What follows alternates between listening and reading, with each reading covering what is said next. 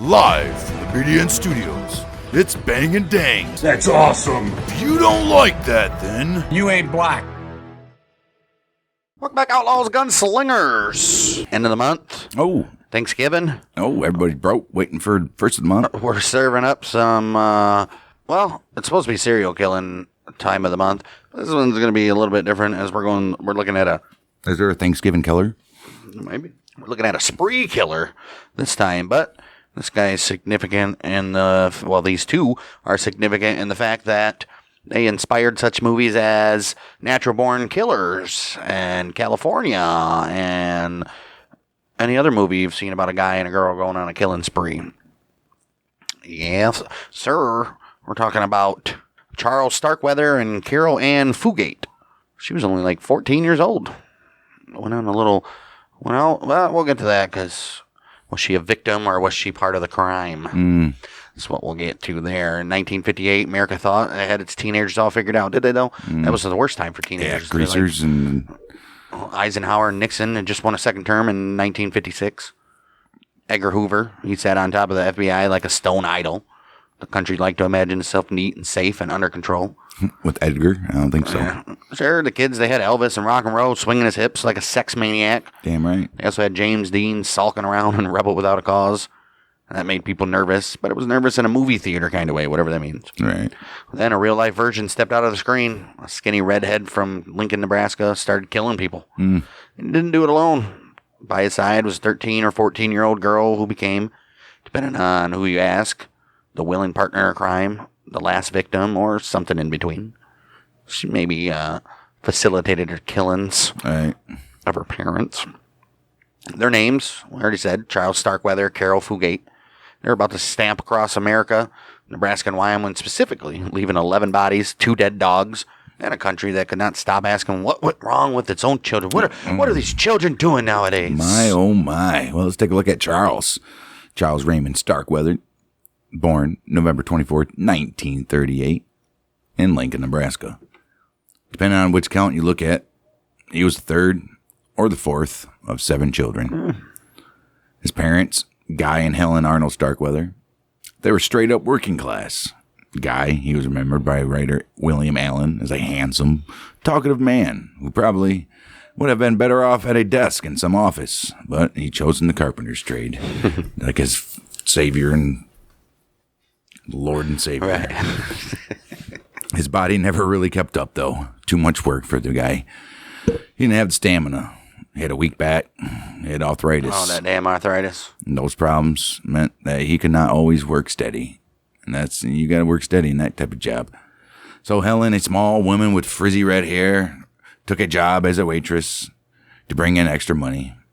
People who know her call her strong and kind. The one who held things together. She's the one that held the family together. She was the glue. As you can imagine, Starkweathers, they were poor.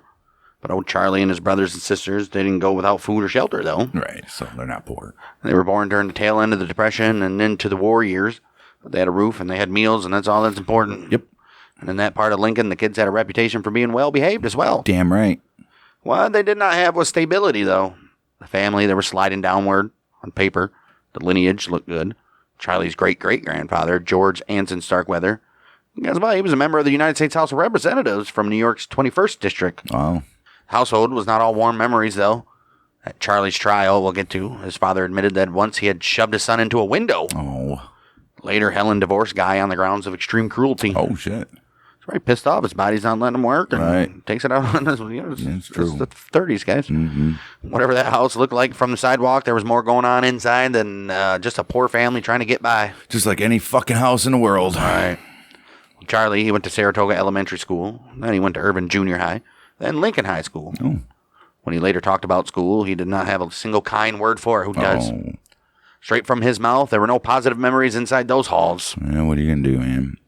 Well, physically, he came into the world with some extra challenges. He had a ginuvarum, which was a condition that left his legs bowed. Oh, he had a little bow leg. He also had a mild speech impediment.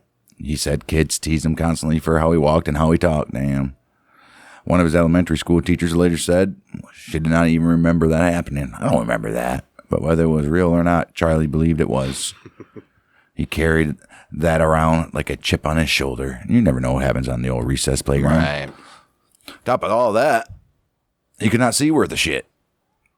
Man, he's just all fucked up. He got some bad genes. Right. No one caught it until he was 15. Damn. How dumb was he that he couldn't tell Right. his parents, I can't see? He's like, this is a fucked up world. Everything's so blurry. He's like, what are you talking about, son? Good. But by the time the doctor sat him down, he could not even read the largest letter on the eye chart. And that's a big letter. Right. He'd gone through his early schooling practically blind. Jeez. Legally blind. Wow. Despite that, intelligence-wise, he was about average. The problem was not with that he could not learn. It was that he did not. Right. He never applied himself. He was a slow learner because he didn't try, not because he was incapable. Right. Didn't give a shit. By the time he hit high school, most teachers had written him off. This guy's amounting to nothing. They were right. Right. There was exactly one place he shined, and that was physical education. Gym, wrestling, anything that let him use his body, unlike his daddy. Right. He was well coordinated and strong. He had a talent for gymnastics. The gym teacher saw what nobody else noticed. That class was the only source of real self-esteem he had. But there was also a dark side to it. The same strength and coordination that made him a natural athlete turned him into a dangerous fighter. Well, as though Charlie got older, he started out as the kid who got picked on, then flipped it. He became the picker. He became the guy who did not want to mess with, and you don't want to mess with that guy. He found an outlet for all that anger and physical education. Then he carried it onto the street. The kids who used to taunt him now found themselves slammed in the lockers and down on the floor. He earned a reputation around Lincoln as one of the meanest sons of bitches in town. Bad Leroy Brown over here. Oh, man. People who knew him said his fights could be short flare-ups of violence, or they become total frenzies. Brawls that did not end until somebody broke it up or until the other kid lay senseless. Damn. Wow. Author Ginger Strand, who went through his personal write-ins years later, said there was a strong streak of class envy and bitterness running through his words. That fits old Charlie. He went from being one of the most well-behaved teenagers in the community to one of the most troubled by the time he was old enough to drive. In the 9th grade, he tangled with a kid named Bob Von Bush. They fought. That's how they met. Then, as we've seen this countless times in high school people, or kids in general, they became close friends after that. Old Bobby remembered Charlie. He said he could be the kindest person you ever saw. He'd do anything for you if he liked you. Right. He was a lot of fun. Everything was a joke. But there was that dark, cruel side. He could be mean. He could be mean as hell and cruel. If he saw some guy who was bigger, better looking, or better dressed, he'd try to take that guy down to his size. Who the hell does this guy think he is? Look at this guy. Bob and Charlie, they were James Dean fanatics. They watched all of his movies. Oh, Chuck imitated the mannerisms, the way Dean walked, the way Dean talked. He wore tight jeans, cowboy boots. Tried to style his hair just like him. But he was no damn James Dean. His looks, his brains, or his talent didn't match. He was a flawed imitation, and he knew it. He knew it, but hey, whatever. What was real in him? Well, it was not the movie star act. He was a fucking psycho. It was the isolation and the rebellion. And he didn't have a cause. Right. In his own little autobiography that he wrote, which he titled Rebellion, Ooh. he came off as acutely sensitive. Sensitive to the taunt of other kids. Sensitive to his family's low social position. Sensitive to the poverty that hemmed them in. Oh, Jack Sargent, he wrote Born Bad.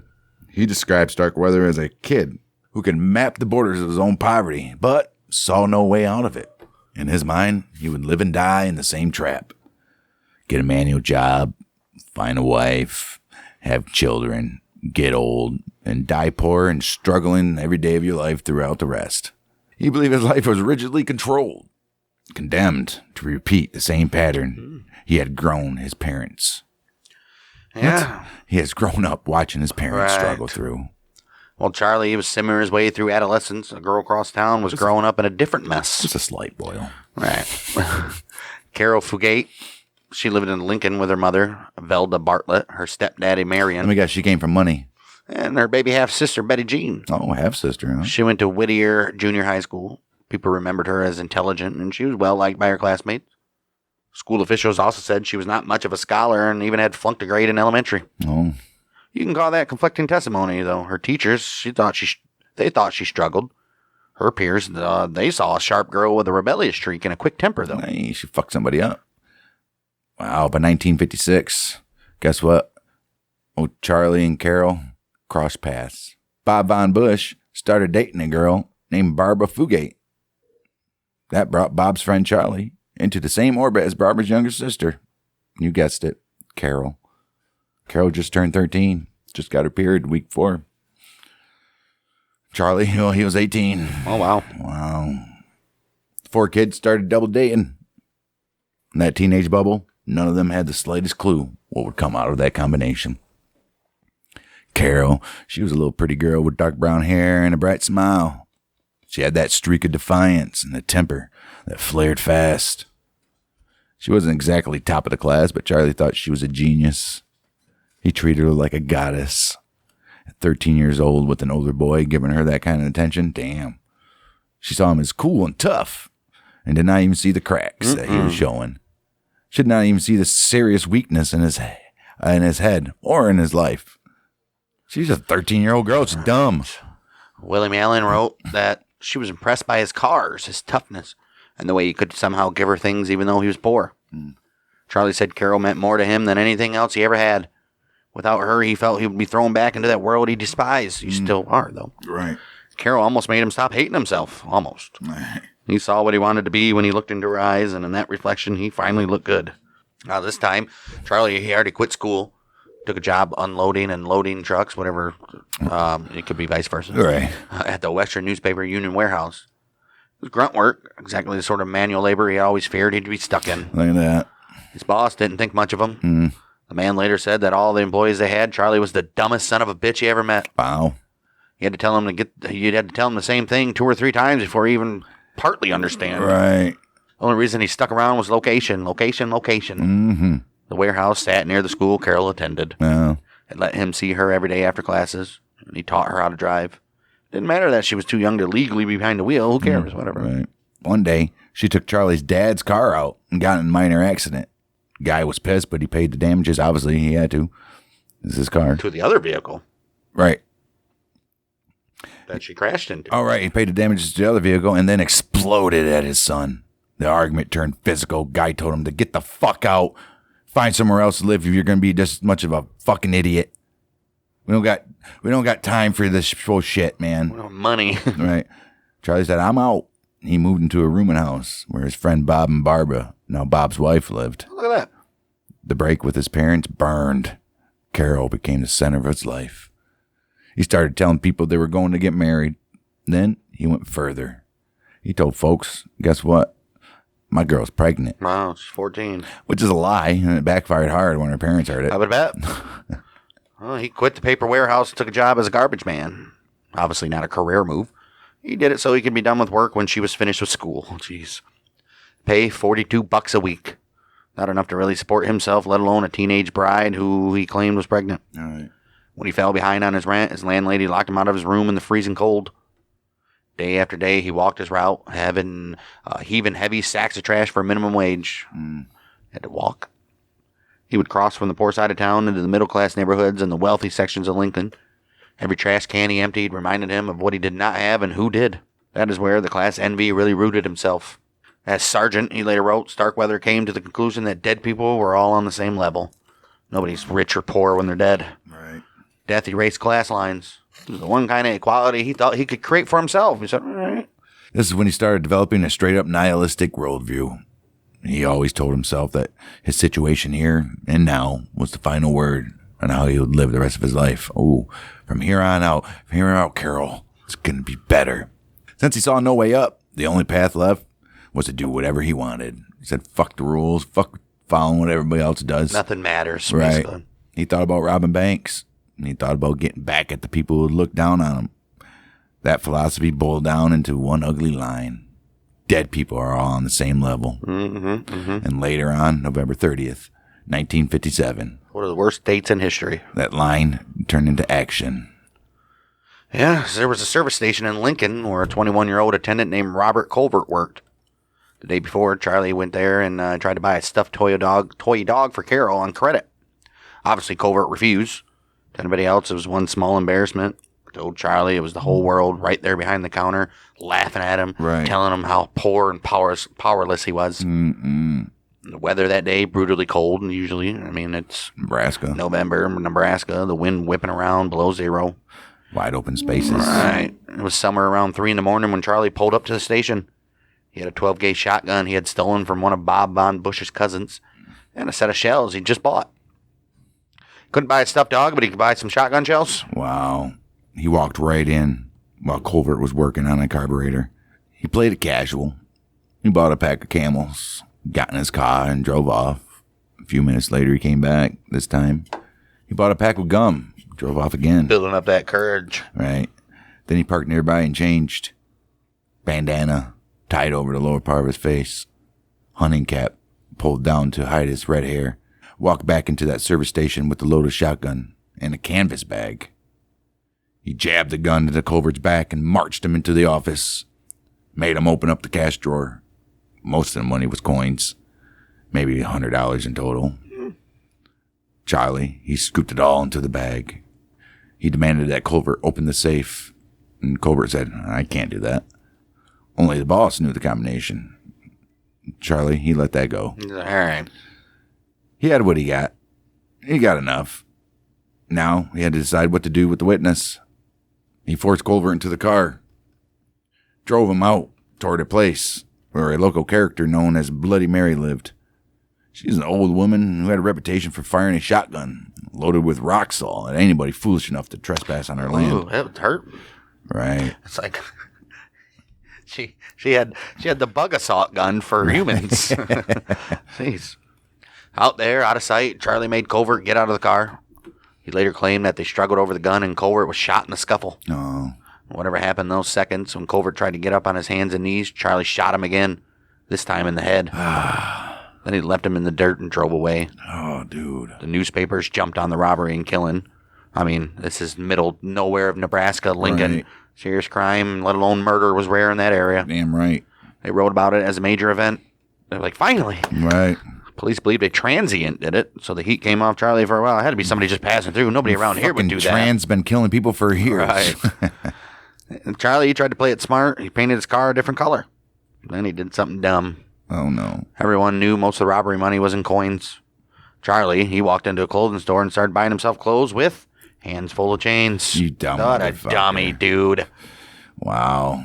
They didn't have coin stars back then. Right. Well, inside his own head, he felt like he had finally become somebody. He had money. He had a girl. Killed a man. And it was not a bother to him whatsoever. 1957, $100. What would that be? Guessing 300, 400. $1,100, dude. Oh, Dude, shit. got some money. Yeah, he's feeling good. William Allen, he wrote, it gave him an enormous sense of power. Charlie, he felt like he was invisible. He can do whatever he pleased. And invincible. Right. The law was helpless. The very next day, he told Caril that he had robbed the gas station. At first, he said someone else shot Culver. It wasn't him. But later, he admitted to others that she wasn't fooled. In his mind, the killing tied the two of them together. He knew they probably didn't have a long time before everything came crashing down. But whatever time they did have left, he wanted to grab what he could and give it to her. He would steal and live large until the day that he died. Well, then, as usually does, reality came a-calling. He was fired from his job. His landlady locked him out. Both his family and Carol's family hated their relationship and did everything they could to break it up. Yeah. Carol had put on a little weight, and her family was convinced she was pregnant. He felt trapped. Tuesday afternoon, January 21st, 1958, Charlie drove over to the place Carol and her family lived, their home. It was a squalid little property. Trash scattered around the yard, piles of unused construction materials. Inside were Velda and Marion Bartlett and their 2.5-year-old child, Betty Jean. Oh, fuck.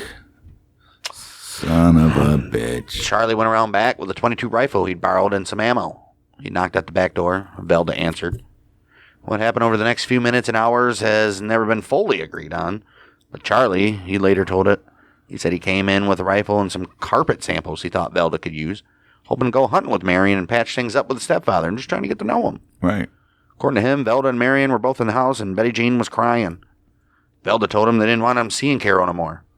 An argument broke out. He claimed Velda hit him. He said he left without the rifle, drove around for a bit to cool down, then came back to pick up the gun. When he did come back, Marion literally kicked him out of the door. I guess. What do you think is going to happen? Right. 14-year-old daughter? Jeez. Charlie said he went to a payphone and called Marion's workplace. Pretended to be Marion. Telling them that he was sick and would not be in for a couple of days. Nobody recognizes Marion's voice, apparently. Right. That way nobody would be expecting Marion to show up at his job. He went back to the house, waited for Caril to come home from school. When she walked in, he told her there'd been trouble with her parents. She went into the house and started arguing with her mother. And Charlie followed her inside, smiling and grinning probably. According to Charlie, Vela started hitting him again, screaming that he'd made Caril pregnant. He hit her back. Uh-oh. Oh, and then you already know what happened after that. Fight broke out. At some point, he grabbed that very rifle he came back to get. Marion came into the room carrying a claw hammer. Oh. Charlie said he shot Marion in the head. Oh. And then he claimed that Velda came at him with a large knife, so he shot her in the face. Oh, my gosh. When he tried to get up and reach her baby, buckshot. When she tried to get up and reach her baby, he smashed her in the head with the rifle butt. As if that was not enough, he said he struck the baby with the butt of the rifle as well. Oh, you bastard.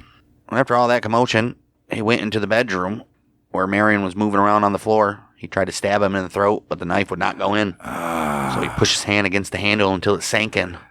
Caril, though, she told it differently. She said she came home to find Charlie there alone.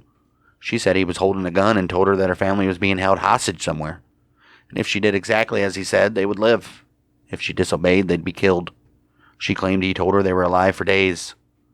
The hard truth is that only 2 people knew exactly what happened in that house. Well, 3. And they spent the rest of their lives telling completely different stories. Everyone else had to pick a side. Well, that's kind of weird, huh?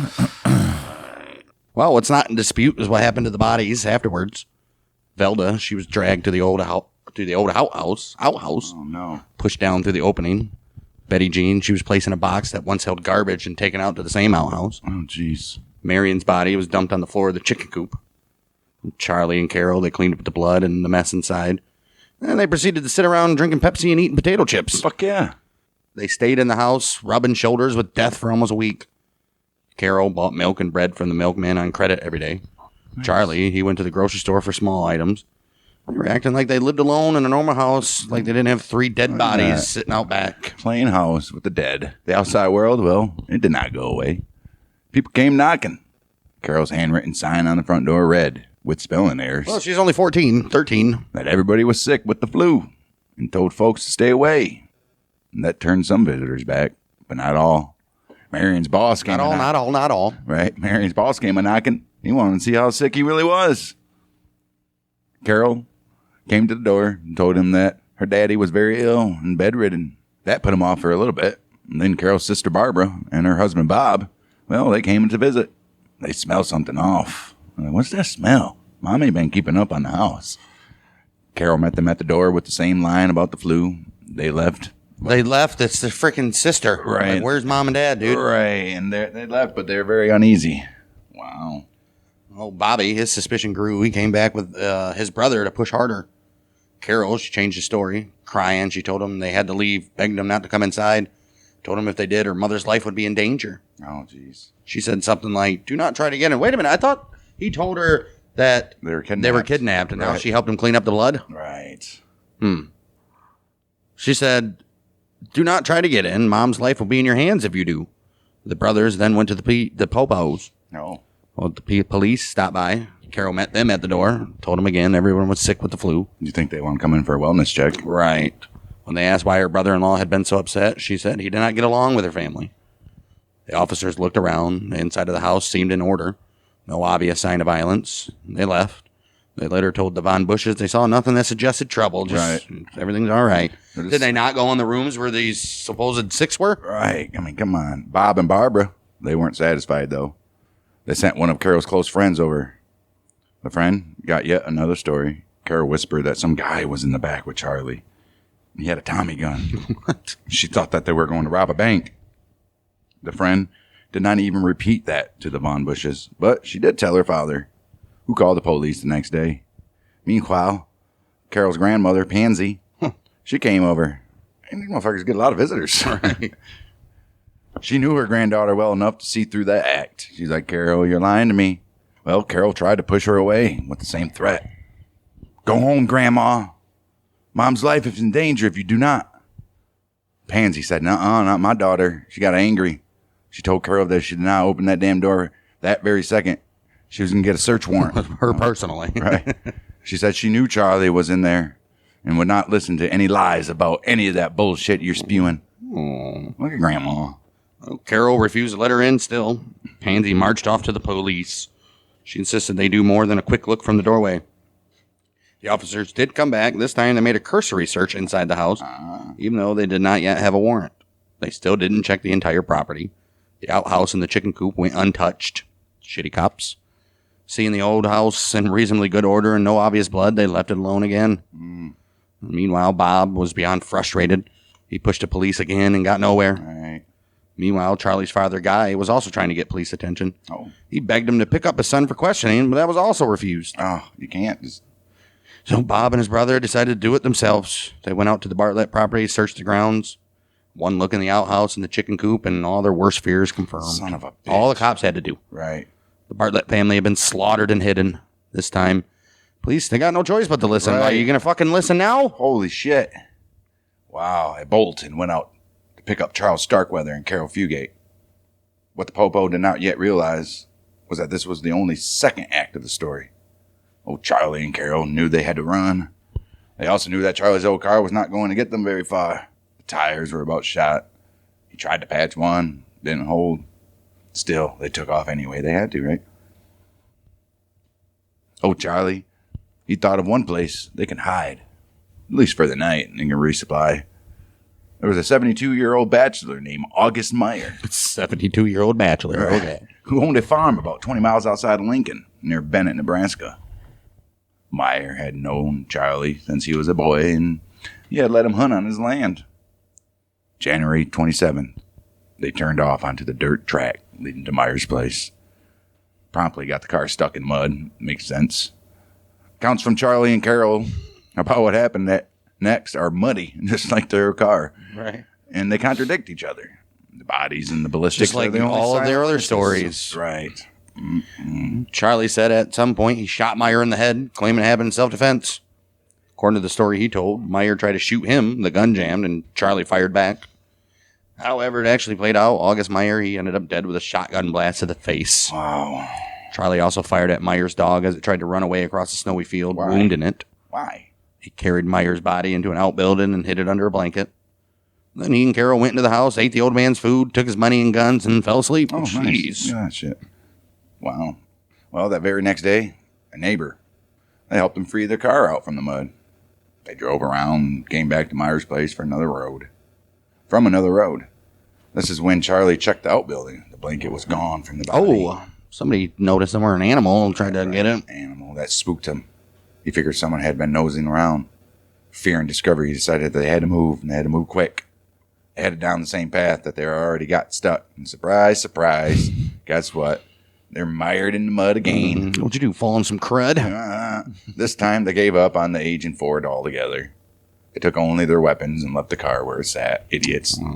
There's your fucking ambulance. There's your, Envelope of evidence. There's your evidence. With their car abandoned, they stuck out their old thumbs and they hitchhiked. I mean, it's still the 50s. People are probably willing to pick some kids up. 17-year-old Robert Jensen and 16-year-old Carol King, both local kids, stopped to give him a ride. They probably thought they were doing a simple good deed. These two little lovebirds need some help. As soon as they were in the car, Charlie pulled a shotgun and pressed it against Jensen's neck. Demanded their money. Then he ordered Jensen to drive back towards Meyer Farm to an abandoned storm cellar in the countryside. Oh, wow. Jeez. Well, down in that old cellar, Charlie put 6 bullets into Robert Jensen's head. Wow, dude. Wow. Carol King shot in her head as well. Her body found later half naked. Her jeans and panties pulled down around her ankles. What? And the other Carol allowed this? I guess. Wow. She had been stabbed in the abdomen and also in the area of her pubic region. Oh. There was no evidence of semen either in or around her body. It looked like a sexual attack that had not followed the script in his mind. Sickle pulled down her pants just to stab her. Wow. What a piece of shit. Charlie, well, he claimed he shot Jensen, but said that Carol shot King. And another time he said he left the scene for a minute and came back to find Caril King dead and mutilated by Caril herself, who supposedly was jealous of the pretty teenage girl. Caril insisted she stayed in the car and never even went into that very cellar. Again, the only living witnesses are the ones with a lot to lose by telling the whole truth. Right. Well, nevertheless, bodies that were left in the storm cellar. Charlie and Caril took Robert Jensen's car and headed out. For all their talk about getting to Washington State to hide out with one of Charlie's brothers, they did one of the dumbest things that could possibly be done, besides just openly killing people and taking their cars and shit. They drove right back into Lincoln, the very city where everybody already knew them and the police were already looking for them.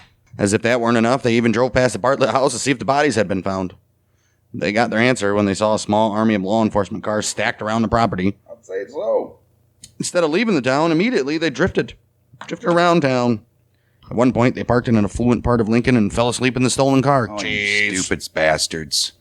Well, the very next day, 28th of January, 1958, people out by Myers' place, they spotted Charlie's old car sitting in the mud, called it in. Before long, officers found Myers' body. Not far away, they uncovered the storm cellar with the bodies of Jensen and King. Now, full-scale manhunt. They just listened a couple days ago. Right. Back in Lincoln, Charlie and Caril were about to pick their next targets, and they were headed right to the top of the social ladder. Oh, Chuck knew the rich neighborhoods from his days hauling their trash. He chose the home of Seedlauer Ward, 47-year-old industrialist with serious connections. Ward, he was president of the Capitol Bridge and Capitol Steel Companies. Boy, got some money. And a close friend of the governor. Oh. That morning, inside the Ward house, were Clara Ward, his wife, their maid, 51-year-old Lillian, often called Lillian Fensel. Okay. There were also two dogs, Queenie and a Chesapeake Bay Retriever, and a little poodle named Susie. The poodle was the one, probably the more aggressive one, too. Assholes. When Charlie knocked, Lillian answered. He pointed his gun at her immediately. Caril stayed in the car outside at first. Charlie ordered the maid to lock Queenie down in the basement. Lillian had trouble hearing, so he wrote notes to make himself clear.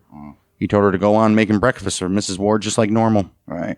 When Clara came in the kitchen, Charlie told her nobody would get hurt if she cooperated. Hey, just do what I tell you. Clara, stayed calm and did exactly that.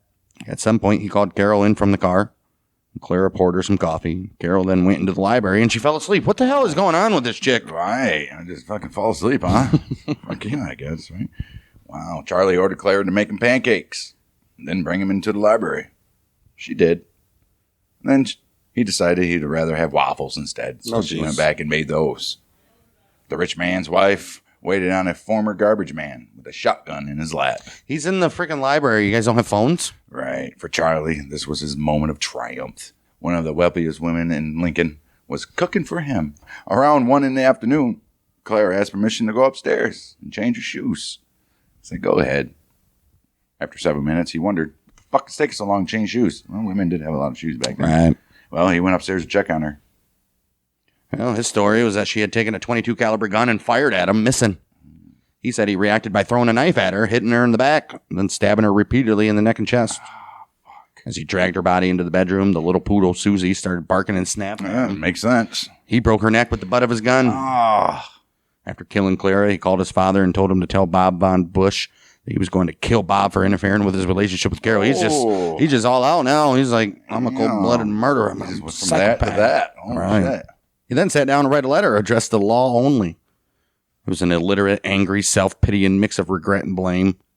In the letter, he said that he and Caril were sorry for what had happened because it had hurt everybody. Oh, whatever. Then he added that everybody who had gone out to the Bartlett house was lucky they were not dead, even Caril's sister. Oh, It's probably true. yeah. After the letter, he and Caril loaded up the Ward's black 1956 Packard with food and whatever valuable items caught their eye, obviously including jewelry. While they waited for Mr. Ward to come home, they wandered through the house, eating, resting, and reading themselves in the newspaper. Why did they have to wait for him to come home? What assholes. They got to kill him. I guess. Around 5:30 that evening, the Lincoln Journal arrived. Okay. Charlie saw the front page. He yelled to Caril to come look. The pictures are right there. They made the front page of the news. Look at that. He told her there are stars now. This, in his mind, was a high point. For one brief moment, he was not a nameless poor kid. He was the face the entire state was talking about. Well, about half hour later, here comes C. Lauer Ward. Coming home from work, walked straight into a gun barrel. Struggle broke out. Charlie got the upper hand. Shot Ward dead. Mm-hmm. Fuck. He and Caril then turned on Lillian. They tied the maid to a bed and stabbed her to death. Oh, fuck. As with the other killings, Charlie later blamed Caril and said she was the one who killed Lillian. Oh, wow. She's killing the women, he's killing the men? Caril, obviously, she says it was Charlie. Obviously. For once, he did not claim the maid had attacked him or was a threat at all. He did not bother even to frame it as self-defense. He just killed her. Wow. The following day, a cousin and business associate of Ward noticed he had not shown up at work and could not reach him by phone. Around noon, he went over to the house and let himself in. And that's when he found the bodies of Ward, his wife, and Lillian. Son of a bitch. Downstairs, Queenie barked like mad from the basement. Upstairs, a little poodle, Susie, hid under the bed with a broken neck. Oh, she's still alive? Nice. Oh, wow. Fuck yeah. Wow. Governor Victor Emmanuel Anderson, he was notified immediately. Not my bud. Right. He did not play around. He got out in Nebraska. Right, that's got to be the stupidest mistake ever is to do something to the governor's freaking close friend. Jeez. He said, fuck this. Nebraska National Guard called quick. Soon there were jeeps with mounted machine guns rolling through Lincoln. Parents grabbed their own guns and rushed to schools to pull their children out.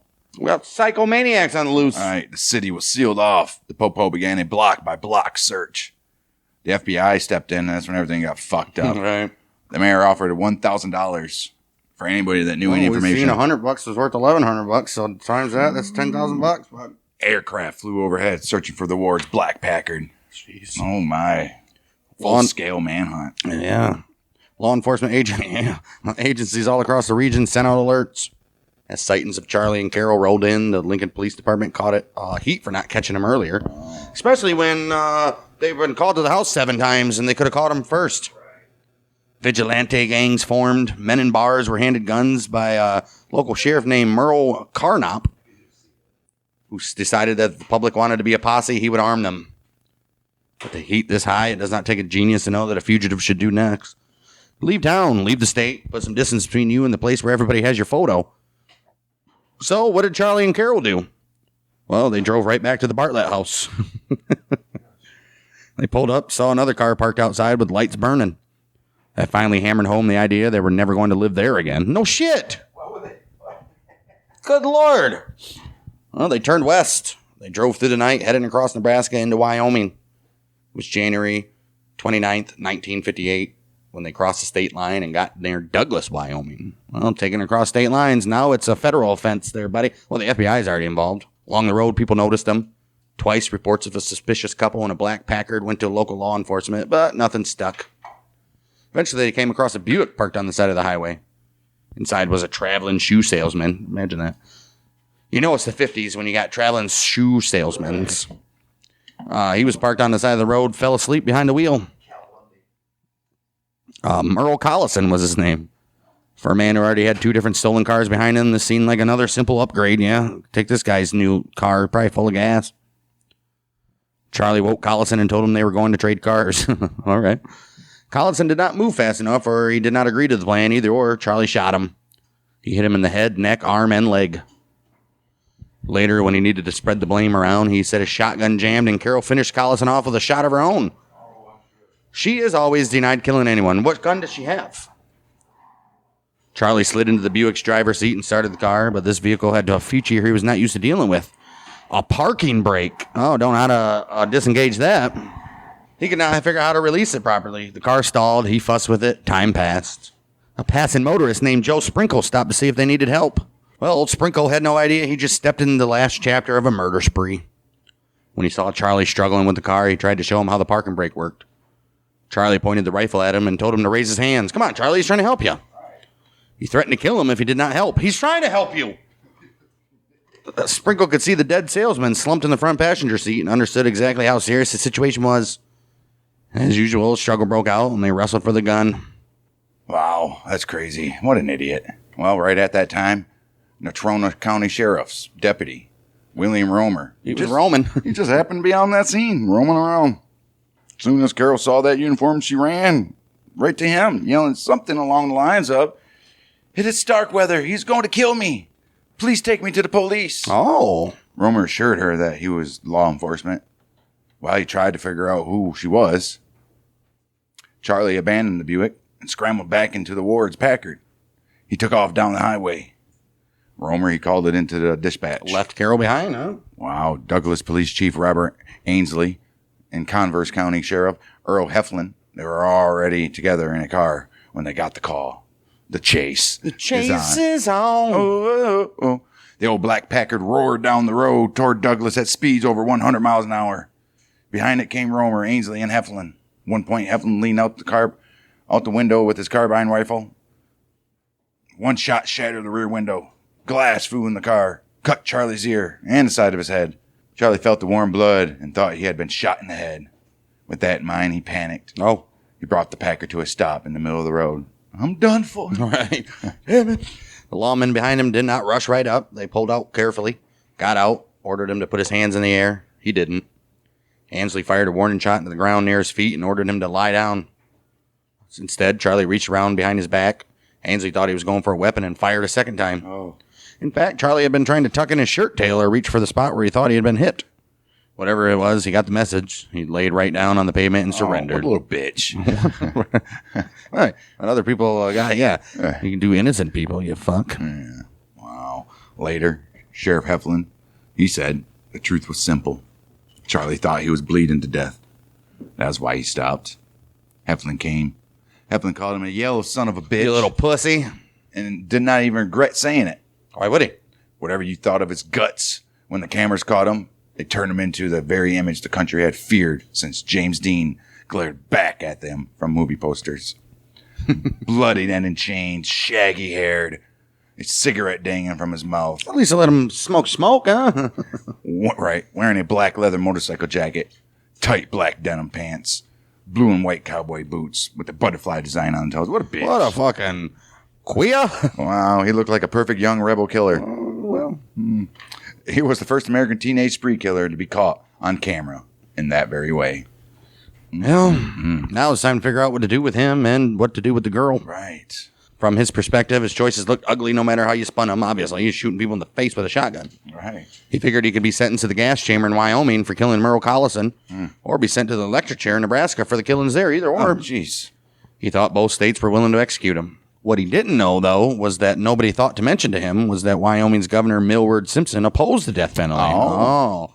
Had he stayed in Wyoming, he might have ended up with just a life sentence. Oh, man. You don't deserve that. Piece of shit.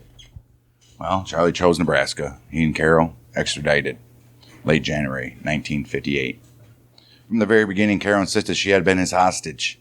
She told anyone who would listen that he had threatened to kill her whole family if she did not go with him. He did.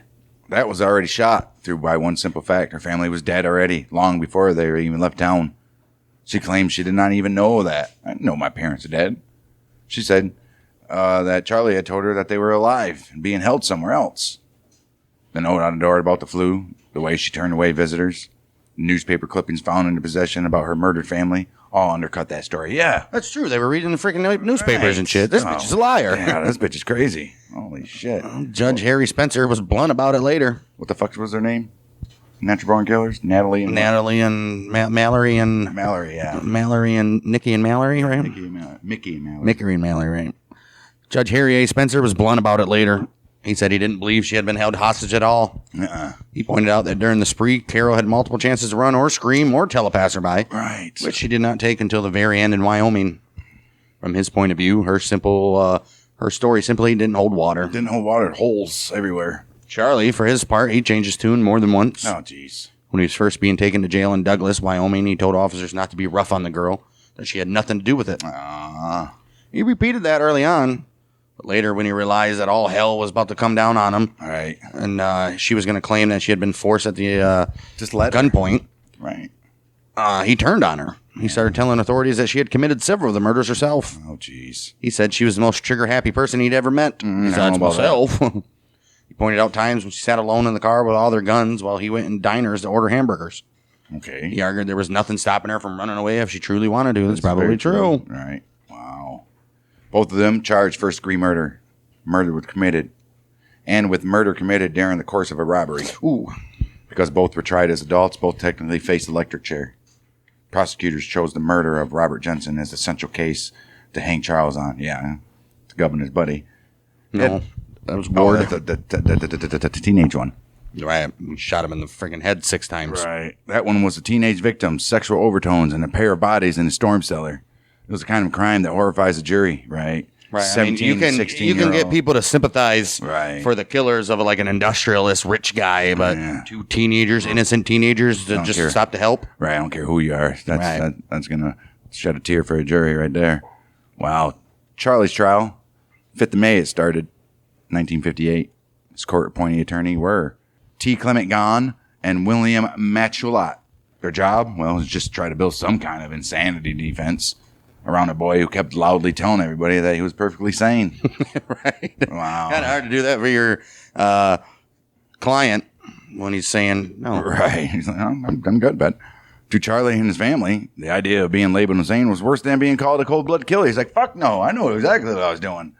In their minds, one could be evil, but not crazy, and still have some twisted kind of dignity. Right. I might have been killed, but I'm not fucked up in the head. Right. I might be drunk, but I'm stupid. Right.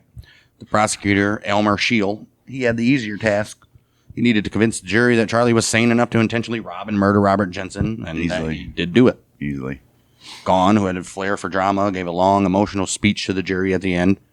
He told him Charlie was a product of the society that now wanted to make him a scapegoat. I don't know. He said that if Caril Fugate was not going to get the death penalty, then Charlie shouldn't either.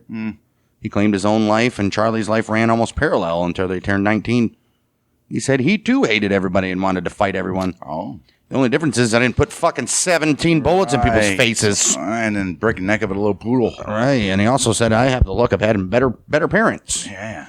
He painted a vivid picture of what the electric chair would do and look like when Charlie was strapped into it. Too fucking bad. He described the trousers cut high, the arms bare, the head shaved, the electrodes attached, the snap of electricity, smoke rising from the head, muscles jerking in the straps. He told the jury that if that happened, it would be their responsibility, not his, and asked them to spare Charlie's life for God's sake, won't you? And you better hope they dip that sponge in water. All right. Son of a bitch. Well, the problem was Gahn was not Clarence Darrow. Charlie was neither Nathan Leopold nor Richard Loeb. We did an episode on them, and we'll do a remastered on them coming up shortly. Yes. And instead of one judge, 12 regular citizens would make this call. Right. It didn't take long. The jury deliberated for about 22 hours. That's long enough. Give me 22 fucking minutes. Right. They came back with a verdict of guilty on both counts of first-degree murder. They did not just accept the guilty verdict. They specifically asked the judge to impose the death penalty. They said, kill this fucking mental... Right now. Right. On June 25th, 1959, that request was granted. See, back then, they didn't have to wait forever to die.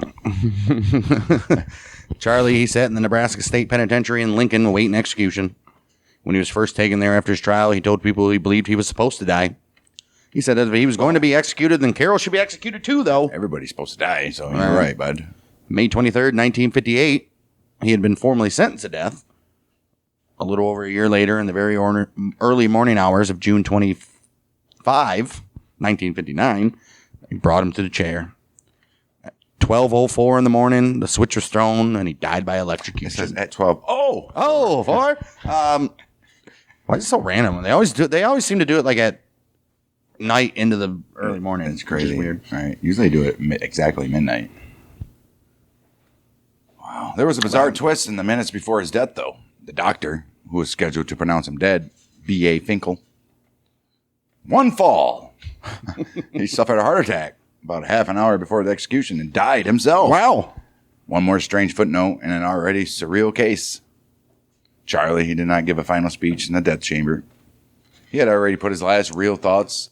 He put them down on paper. He wrote a letter to his parents from prison. In his unusual broken grammar. Right, in his usual broken grammar, he said that he was not really sorry for what he had done, because for the first time, he and Caril had more fun. And by the end, he was outwardly indifferent about dying. People who saw him said he'd become resigned to his fate. After the execution, his body was buried in Wyuka Cemetery in Lincoln, with 5 of his victims, including Clara and Seelauer Ward, also buried nearby. That should be illegal. Fucking put him in the fucking ditch or something. Right. Killer and victims all on the same ground, just like he had once said about everyone being equal in death. Look at that. That's true. Oh, my goodness. Yeah. Well, Caril, her legal road took a big different turn. her trial, the entire defense was building on the idea that she had been his hostage. Forced by Stark. Well, you can't do that. Forced by Starkweather to go along with the spree. Prosecution didn't even ask for the death penalty. Presumably because she's of her only age maybe and a 14, woman. right? She was 14 at the time of the murders and still a teenager in the courtroom. Instead, they pushed for life in prison. The jury looked at her story, looked at the evidence, and decided they did not believe the hostage claim either. Good for them. They saw those 6 days in the Bartlett house turning away visitors.